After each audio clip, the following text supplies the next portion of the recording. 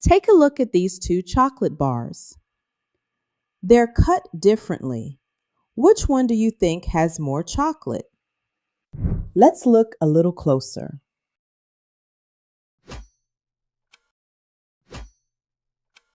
Even though these pieces are cut differently, they cover the same amount.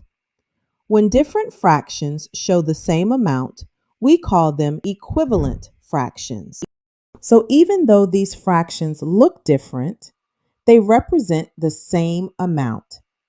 That's what makes them equivalent. Equivalent fractions don't just happen by accident. They happen when we split the same amount into more equal parts. The amount stays the same, only the number of pieces changes. Watch what happens here. This one piece doesn't get bigger.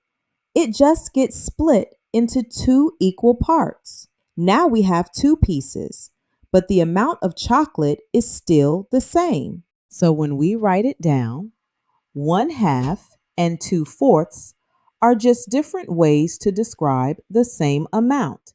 Equivalent fractions may look different, but they always show the same amount. Once you see that, equivalent fractions start to make a lot more sense. You're doing great. I'll see you in the next SydAcademy video.